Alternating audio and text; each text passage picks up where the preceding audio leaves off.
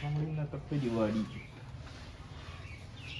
ഇന്നത്തെ പരിപാടി എന്ന് പറയുമ്പോൾ ഇതൊന്നും ട്യൂൺ ചെയ്തത് ഫുള്ളായിട്ട് റെഡി ആയിട്ടില്ല. മൈലേജ് കിട്ടുന്നുണ്ട്, പക്ഷെ അതിൻ്റെ സ്ലോ വർക്കിംഗ് കാര്യങ്ങൾ ഒന്നും റെഡി ആയിട്ടില്ല. അപ്പോൾ ചെറിയൊരു പണി.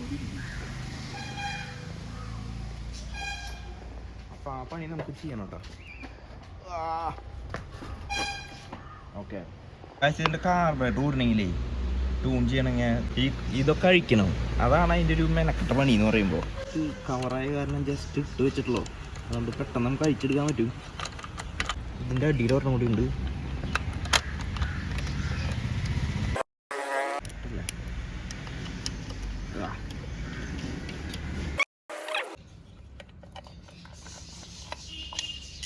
ഓക്കെ, ഇതുമേയാണ് നമ്മുടെ കളികൾ ഫുള്ളും. ഇതിൻ്റെ ഒരു പോയിന്റ് കിട്ടണമെങ്കിൽ ആദ്യം നമ്മൾ വണ്ടി ഒന്ന് ചൂടാക്കിയിട്ട് വേണം എന്താ പറയുക ഇതിൻ്റെ അഡ്ജസ്റ്റ്മെൻറ്റ് ചെയ്യാമെന്നാണ് നമ്മൾ വീഡിയോ ഒക്കെ നോക്കിയപ്പോൾ കാണുന്നത്. അപ്പോൾ നമുക്ക് അങ്ങനെ ചെയ്ത് നോക്കണം, എന്നാലാണ് ഇതിൻ്റെ കറക്റ്റ് സംഭവം കാര്യങ്ങളും. ഇത് കണ്ട ഫുള്ള് നീറ്റ് ആൻഡ് ക്ലീനാണ് സംഭവം. നമ്മളന്ന് വണ്ടി പണിതിട്ട് ഒരു കൊല്ലം കഴിഞ്ഞപ്പോൾ ഫുള്ള് നീറ്റ് ആൻഡ് ക്ലീന് പീസുകളാണ് ഫുള്ള് വണ്ടിയിൽ.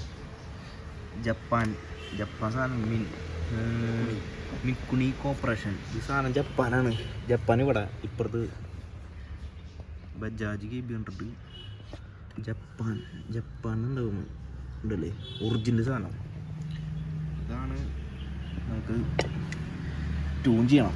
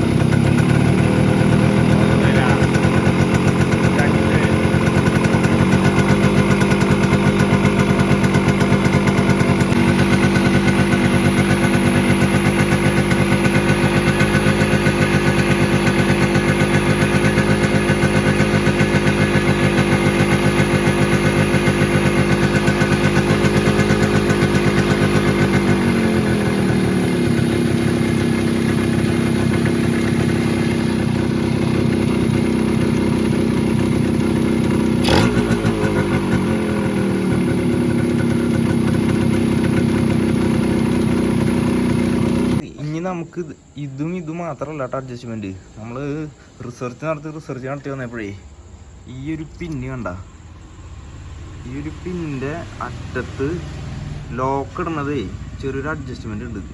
ഇതിൽ നമ്മൾ ഈ ഒരു ലോക്ക് ഇടുന്നതിനനുസരിച്ച് അതിൻ്റെ പെട്രോൾ കിട്ടുന്നതിൻ്റെ കണ്ടീഷന് മാറി വരും. ഈ അറ്റത്തേൽ ഇട്ട് കഴിഞ്ഞാൽ ഈ മുകളിലത്തേൽ ഇട്ട് കഴിഞ്ഞാൽ ഭയങ്കര ലീൻ കണ്ടീഷൻ, അതായത് പെട്രോൾ ഭയങ്കര കുറവായിരിക്കും. അപ്പോൾ വണ്ടിയുടെ വലിയൊക്കെ ഭയങ്കരമായിട്ട് കുറയും.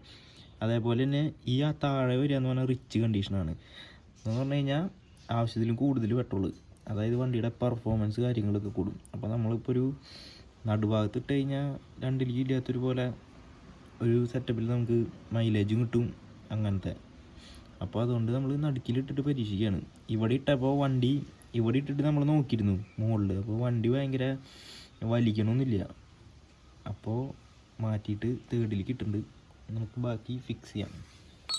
നീഡിലൊക്കെ ഇട്ടിട്ടുണ്ട്, നമുക്കത് പതുക്കെ അതിലേക്ക് കടത്തി വയ്ക്കാം.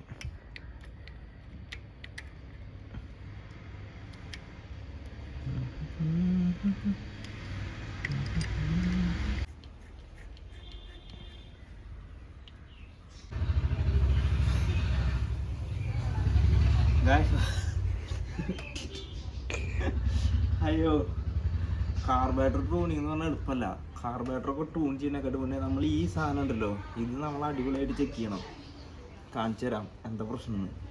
ഇത് ലീക്ക് ഉണ്ട്. ഇത് ലീക്കുള്ളപ്പോൾ കാർബറേറ്റർ ട്യൂൺ ചെയ്ത് ഐഡിൽ നിൽക്കില്ല, കുറേ പ്രശ്നങ്ങളുണ്ട്.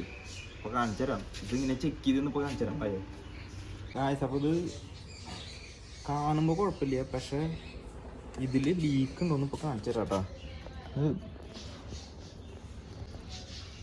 കണ്ടില്ലേ, ഫിഷ് ടാങ്കിൽ മറ്റേ എയറേറ്റർ ഓൺ ആക്കിയ പോലെ പിന്നെ നമ്മുടെ ഐഡിൽ നിൽക്കുമോ. അപ്പോൾ ഇതൊന്ന് റെഡി ആക്കിയാലും ബാക്കി കാര്യങ്ങൾ റെഡി ആവുള്ളൂ. 2 ദിവസത്തെ പണിയാവും. വീഡിയോ എത്ര നേരം ഉണ്ടാവുന്നറിയില്ല, പക്ഷെ 2 ദിവസത്തെ പണി ഇത്. ഗായ്സ്, അപ്പോൾ നമ്മൾ പവർ ബോക്സിൻ്റെ അടിഭാഗം നൈസായിട്ട് ഒട്ടിച്ചിട്ടുണ്ട് കേട്ടോ. ഇത് ഒട്ടിക്കാണ്ട് ഒരു രക്ഷയില്ല, വണ്ടിയുടെ പെർഫോമൻസിനെ മൊത്തത്തിൽ ബാധിക്കുന്ന കാര്യമാണ്.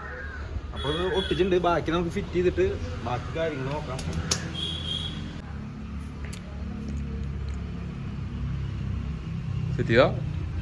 അപ്പോൾ നമ്മളിത് ഒട്ടിച്ചിട്ടുണ്ട്.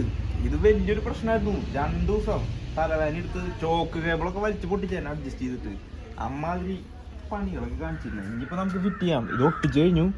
ഇനി നമുക്ക് നൈസായിട്ട് ഇതിൻ്റെ ക്ലിപ്പ് ഉണ്ടല്ലോ, ക്ലിപ്പ് കയറ്റുക. അപ്പോൾ ഇങ്ങനെ പ്രശ്നമുള്ള ഇതൊക്കെ ചെക്ക് ചെയ്തോട്ടാ.